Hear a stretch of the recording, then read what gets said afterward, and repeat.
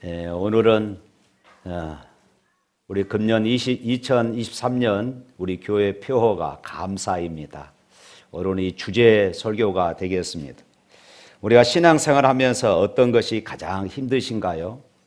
처음 신앙생활 하신 분들은 아마 주일날 놀러 가지 못하고 그리고 늦게까지 잠자지 못하고 교회에 나와야 하는 것, 아마 이것이 힘들 것입니다. 어떤 분은 말씀대로 사는 것이 힘들고 또 회개했는데 또다시 죄를 짓는 것이 괴로울 것이고 또 미운 사람도 사랑해야 하는 것이 어렵습니다.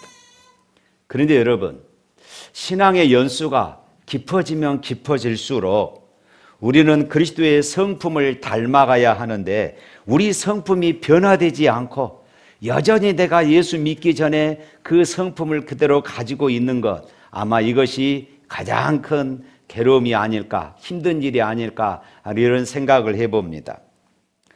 민수기 12장, 오늘 본문에는 한 사건이 소개되어집니다. 우리 지난번 2월 첫째 주에는 민수기 11장을 우리가 보았습니다. 그곳에서는 음식 문제로 인하여서 원망과 불평하는 그런 사건을 우리가 살펴보았습니다.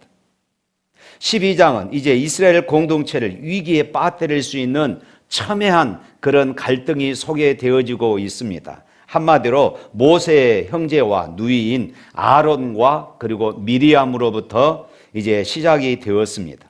오늘 본문 1절 말씀에 이렇게 말씀하고 있습니다. 한번 읽어볼까요? 모세가 구스 여자를 취하였더니 그 구스 여자를 취하였으므로 미리암과 아론이 모세를 비방하니라. 여기서 이 구스 여자는 에티오피아 사람입니다.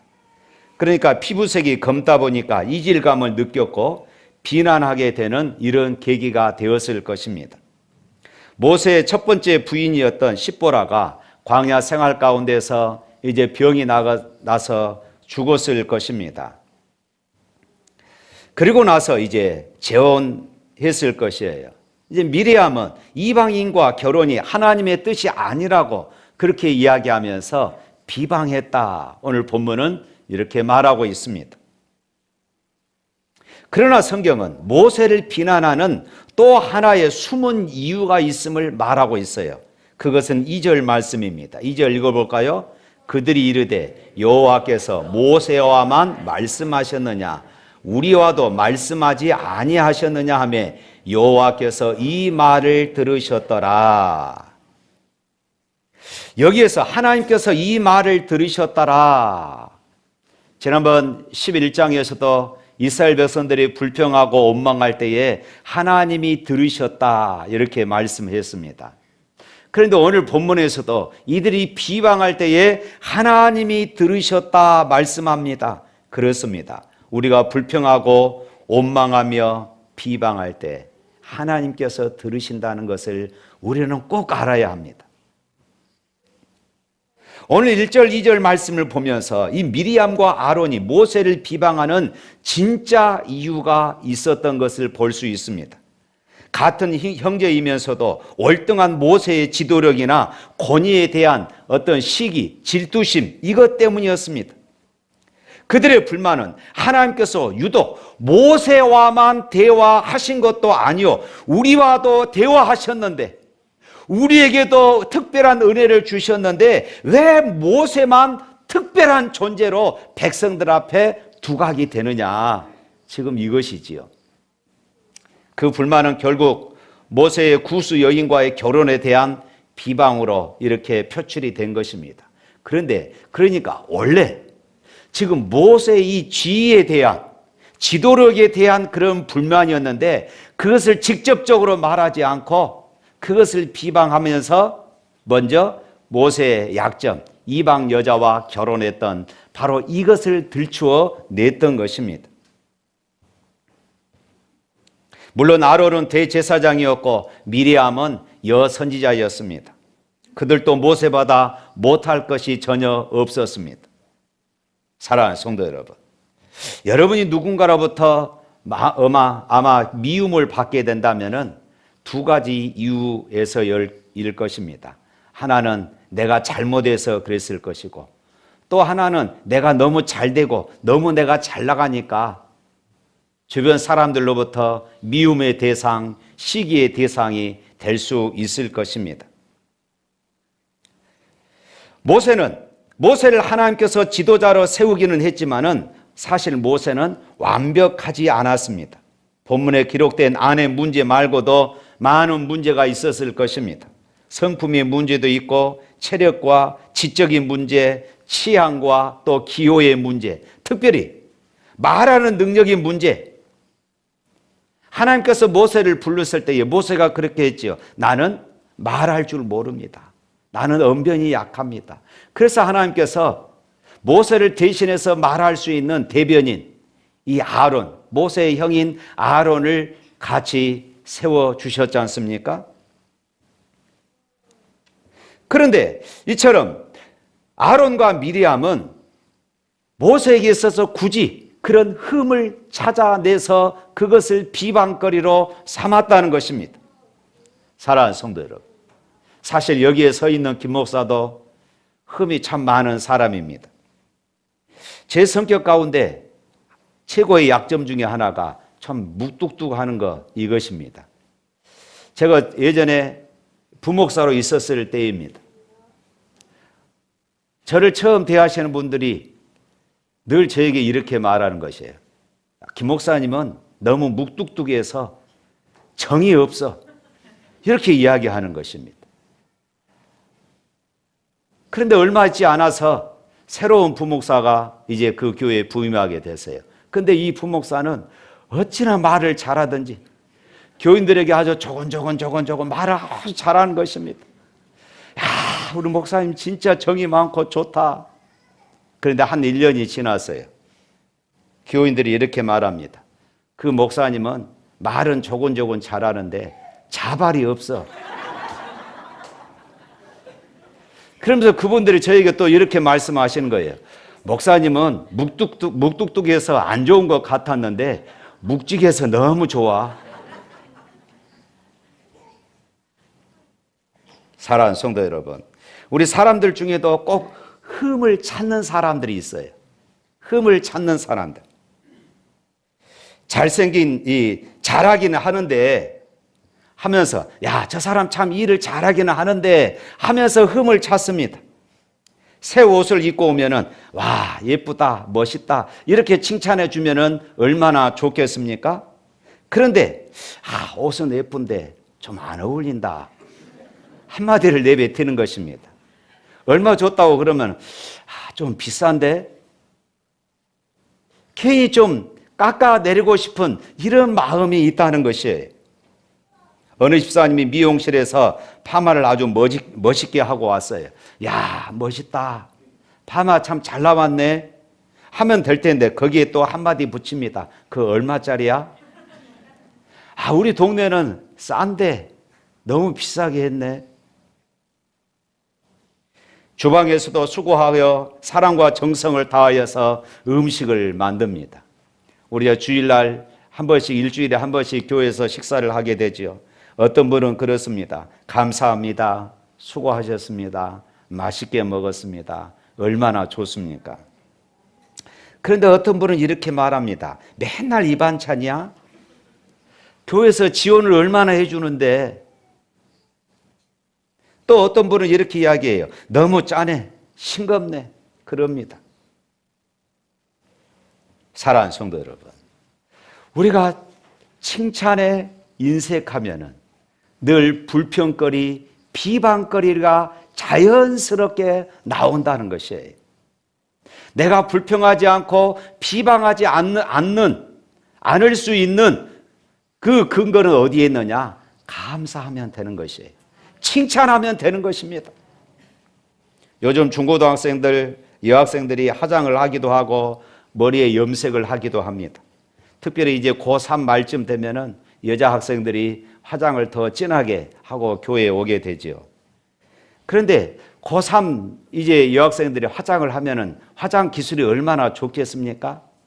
자기들은 나름대로 최선을 다해서 이쁘게 그렇게 화장한다 할지라도 능숙한 어른들이 보기에는 그것이 잘 어울리지 않습니다. 그럴 때 여러분은 어떻게 말합니까? 야, 화장이 그게 뭐냐? 촌스럽다. 너는 그 화장이 이쁘다고 생각하냐? 어떤 분은 또 이렇게 말해요. 야, 교회 올 때 날라리 같이 하고 오면 되겠느냐? 얼마나 큰 상처가 되겠습니까?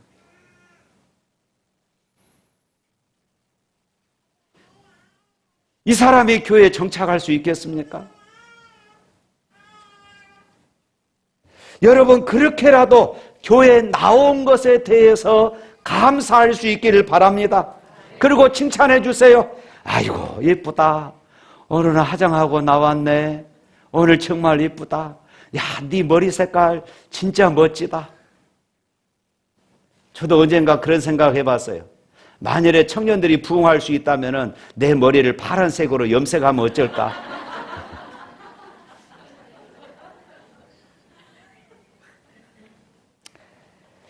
모세에게 누구보다 힘이 되어 주어야 할 형 아론과 그리고 미리암, 도리어 비방했을 때 이때 모세의 심정이 어땠을까요? 성경은 모세가 자신을 비방하는 아론과 미리암을 어떻게 대했는지 말하고 있지 않고 3절 말씀에 이렇게 말합니다. 3절 한번 읽어볼까요? 이 사람 모세는 온유함이 지면의 모든 사람보다 더하더라. 모세는 아론과 미리암을 상대로 다투지 않았습니다. 분노를 표현하지 않았습니다. 그런 모세를 성경은 세상 누구보다도 온유한 사람이라 하나님께서 이렇게 말씀을 하신 것입니다.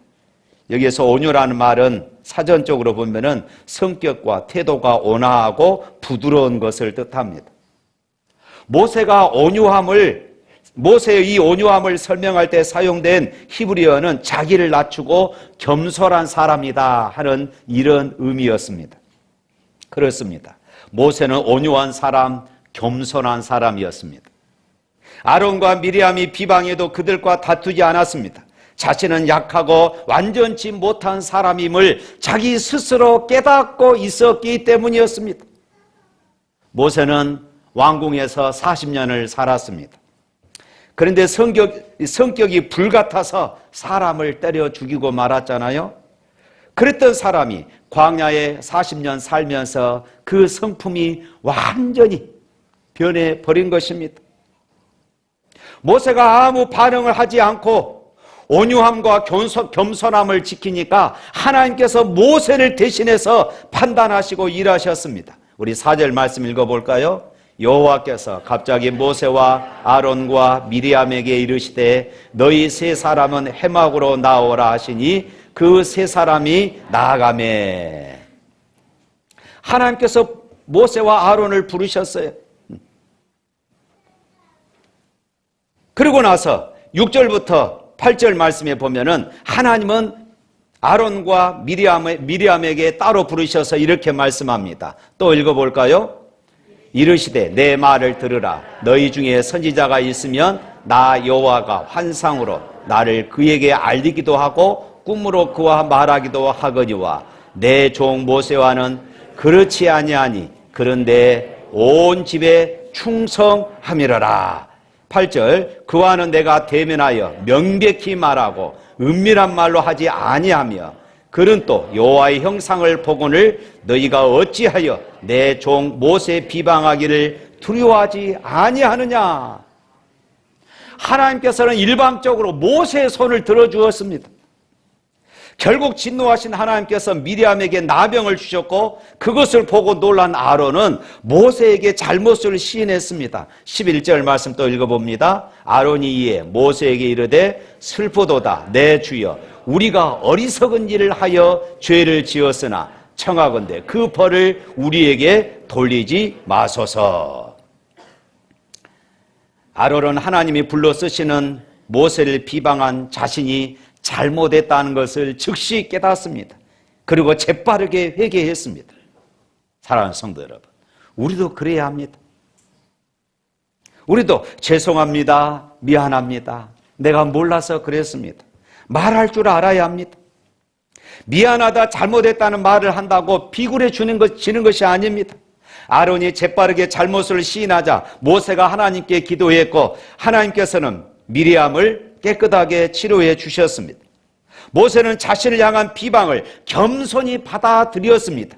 모세가 자신을 향한 비방을 겸손히 받아들이고 온유함을 지키니까 거기에는 다툼이 없었고 분쟁이 더 이상 일어나지 않았던 것입니다. 사랑하는 성도 여러분, 종종 교회 안에서 때로는 다툼이 일어날 수도 있고 의견 차이로 분쟁이 일어날 수도 있습니다. 때로는 목사의 실수와 목회자의 그 허물로 인하여서 성도들 간에 또 뒤숭숭할 수도 있을 것입니다. 그러나 우리는 조심해야 합니다. 목사인 제가 여러분보다 인격이 훌륭해서가 아니고 또 믿음이 더 좋아서도 아닙니다. 중요한 것은 목회자를 통하여서 받을 수 있는 영적인 축복의 통로를 막아버리기 때문인 것입니다. 오늘 본문에서 가장 슬픈 구절은 바로 15절과 16절 말씀에 있습니다. 한번 읽어봅니다. 이에 미리암이 진영 밖에 이레 동안 갇혀 있었고 백성은 그를 다시 들어오게 하기까지 진행하지 아니하다가 그 후에 백성이 하세로스를 떠나 바란 광야에서 진을 치니라. 이 비방 사건과 미리암의 치유 기간 동안 전 이스라엘의 행진은 멈추어 버렸습니다. 무엇을 의미합니까? 오늘날도 교회 구성원 간에 또한 지도자를 향한 비방과 비난으로 교회 공동체의 행진이 멈추어 선다면은 이것은 하나님의 나라에 큰 손실이 되는 것이에요. 오늘 이 말씀 아론과 미리암의 모세 비방 사건을 통하여서 우리가 얻을 수 있는 교훈은 무엇입니까? 먼저 비방하지 말라는 것입니다. 국어사전에 비방을 가리켜서 남을 헐뜯고 비난하여 말함이라고 말했습니다. 이 비방의 비슷한 말인 비판이란 말도 잘못된 점을 지적하여 부정적으로 말함 이렇게 설명합니다. 그러니까 이 비방이든 비판이든 하나님께서 기뻐하지 않으십니다. 성경 어디에도 비방하라고 말씀하지 않으셨어요. 야고보서 4장 11절 말씀 한번 읽어볼까요? 앞에 화면 보시길 바랍니다. 형제들아 서로 비방하지 말라. 형제를 비방하는 자나 형제를 판단하는 자는 곧 율법을 비방하고 율법을 판단하는 것이라. 또 마태복음 7장 1절부터 3절에 있는 말씀 또 읽어보도록 하겠습니다. 비판을 받지 아니하려거든 비판하지 말라. 너희가 비판하는 그 비판으로 너희가 비판을 받을 것이요 너희가 헤아리는 그 헤아림으로 너희가 헤아림을 받을 것이니라. 어찌하여 형제의 눈 속에 있는 티를 보고 내 눈 속에 있는 들보를 깨닫지 못하느냐. 왜 우리가 비방해서는 안 될까요? 비방은 그리스도인의 자세가 아니기 때문에 그렇습니다. 비방은 사탄 마귀가 즐겨 쓰는 방법입니다. 비방은 공동체를 분열시키기 때문에 서로 비방해서는 안 되는 것입니다. 비방하면은 성도와 지도자 간에 또 성도와 성도 사이에서 관계가 파괴되어져 버리기 때문에 그렇습니다. 그리고 비방에는 책임이 따릅니다. 하나님께서는 반드시 그 책임을 물으십니다. 다음으로 더 적극적으로는 이제 온유함으로 대해라 하는 것입니다. 여러분 비방받을 때에 함께 비방하지 말고 온유함으로 대처할 수 있기를 축복합니다. 온유는 예수님의 성품이에요. 그래서 마태복음 11장 29절에 나는 마음이 온유하고 겸손하니 나의 멍에를 메고 내게 배우라 말씀하셨습니다. 산상수훈에서 마태복음 5장 5절 말씀에 온유한 자는 복이 있나니 그들이 땅을 기업으로 받을 것이며 라고 말씀했습니다. 갈라디아에서는 이 온유는 성령의 9가지 열매 중에 하나였습니다. 사랑하는 성도 여러분, 예수 믿고 구원받은 우리는 늘 싸워야 하는 사람입니다. 말이 좀 이상하죠? 늘 싸워야 합니다. 그런데 누구와 싸워야 하고 우리가 무엇과 싸워야 합니까? 에베소 6장 12절 말씀은 이렇게 가르치고 있습니다. 다 같이 읽어봅니다. 우리의 씨름은 혈과 육을 상대하는 것이 아니요 통치자들과 권세들과 이 어둠의 세상 주관자들과 하늘에 있는 악 영들을 상대함이라. 어둠의 세상 주관자들, 악한 영들이 우리가 싸워야 하는 대상입니다. 그런데 많은 그리스도인들이 혈과 육에 대해서 싸우고 있습니다. 부부간에 싸우고, 부모 자식 간에 다투고, 형제 자매가 다툽니다. 이웃과 싸우고, 전혀 모르는 사람과도 싸웁니다. 예수 믿으면서 한 교회 안에서 신앙생활하면서도 싸움이 일어나기도 합니다. 내 이름 때문에, 내 자존심 때문에, 내 명예 때문에 미워하고 싫어하고 싸웁니다. 상대방의 기분을 생각하지도 않고 내가 속상한 이야기, 내가 서운한 이야기를 서슴없이 이야기합니다. 교회의 공동체, 교회 전체를 생각하지 않고 먼저 내 기분이 중요하고 내 감정이 먼저 중요합니다. 우리의 싸움 대상은 악한 영들입니다. 할렐루야. 혈과 육이 아닙니다. 물론 우리가 살다 보면은 억울한 일을 만나기도 합니다. 미울 때도 있습니다. 같이 신앙생활을 하면서도 어찌 다툼이 일어나지 않겠습니까? 그럴 때 온유한 사람 모세는 어떻게 했습니까? 말하지 않았습니다. 행동하지 않았습니다. 그러자 하나님이 해결하시더라. 할렐루야. 하나님이 해결하신 것이에요.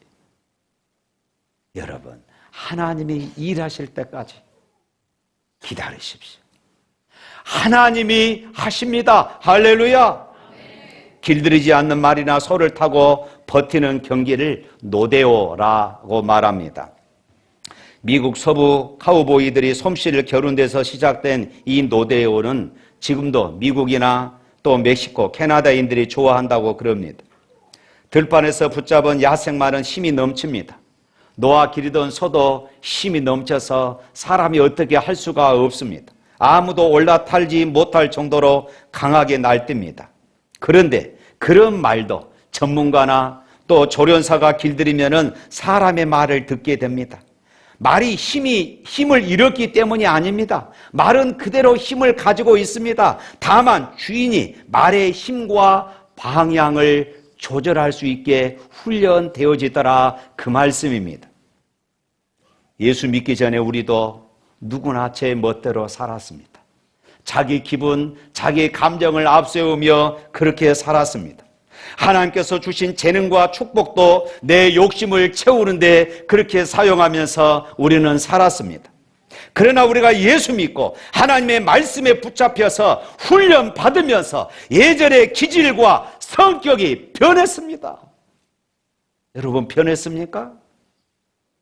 안 변했어요? 기억하십시오. 변해서 우리가 이 정도입니다. 할렐루야. 변해서 우리가 이 정도예요. 주인 되시는 하나님께서 쓰시도록 우리는 온유한 사람이 되어야 합니다. 변해 가고 있고 변하시기를 주님의 이름으로 축복합니다. 그렇게 되어야 합니다. 여러분, 지금 온유한 사람이 되었지만은 더 온유한 사람이 될 수 있기를 주님의 이름으로 축복합니다. 온유한 그리스도인이란 내 의지를 하나님께 맞추어서 조정하는 사람입니다. 하나님의 뜻에 내 뜻을 포기하고 복종하고 순종하는 사람, 바로 이 사람이 온유한 사람입니다. 때로는 내 성질을 드러내고 싶을 때, 때로는 내 감정을 표출하고 싶을 때 기다리시기를 바랍니다. 사람들은 온유하면 손해본다고 생각합니다. 온유하면 업신여김을 받는다고 생각을 합니다. 그래서 사람들은 강해지려고 하고 또 강한 척 하려고 목에 힘을 줍니다. 그러나 예수님은 말씀하십니다. 온유한 자가 복이 있나니 그들이 땅을 기업으로 받을 것이며, 온유한 자가 복이 있다. 온유한 자가 복이 있다 말씀하십니다. 땅을 기업으로 받은 복은 강한 자에게 주어지는 것이 아닙니다. 온유한 사람에게, 겸손한 사람에게, 하나님의 뜻에 순종할 줄 아는 사람에게 주신다고 약속하고 있어요. 사랑하는 성도 여러분, 2023년을 시작하면서 감사를 우리가 주제로 삼았습니다. 금년만큼은 우리가 감사하는 사람이 되자. 벌써 2개월이 지났습니다. 2개월 동안 얼마나 여러분들 감사하는 삶이 되던가요? 여전히 우리의 입술에는 불평이 나오고 원망이 나오지는 않습니까? 우리가 살아가면서 감사할 일보다도 불평할 일, 비방할 일, 다툴 일, 분내는 일들이 얼마나 많이 있습니까? 물론 우리가 분을 안 낼 수는 없습니다. 때로는 의로운 분노를 내야 할 때도 있습니다. 그래서 바울은 에베소 교회를 향하여서 이렇게 말했습니다. 에베소 4장 26절부터 27절에 있는 말씀, 또 우리 다 같이 읽어봅니다. 분을 내어도 죄를 짓지 말며 해가 지도록 분을 품지 말고 마귀에게 틈을 주지 말라. 바울은 화를 내지 말라고 하지 않았습니다. 의롭지 못한 일에는 우리가 분을 낼 수 있어요. 여러분, 목사가 하나님의 말씀을 잘못 가르치면은 여러분들은 분을 내야 합니다. 그러나 분을 내어도 죄를 짓지 않도록 해야 하고, 그러려면 온유함을 가져야 하는 것입니다. 분을 냈으면 해가 서편으로 지기 전에 풀어야 한다. 불을 품고 밤을 맞는 것은 마귀에게 틈을 주고 마귀에게 지는 것이라고 성경이 말하고 있습니다. 사랑하는 성도 여러분, 우리가 모세처럼 온유한 사람이 되고자 힘쓰면 내가 화 안 내고 내가 온수 갚지 않아도 하나님이 해결해 주십니다. 그러므로 내 계획, 내 꿈, 내 일만 하나님께 맡기는 것이 아니라 내 감정도, 내 기분도, 내 마음의 아픔까지도 하나님께 맡길 줄 알아야 하는 것입니다. 그래서 모세처럼 온유한 사람이라는 칭찬 듣는 저와 여러분이 될 수 있기를 주님의 이름으로 축복합니다. 우리 찬양하겠습니다.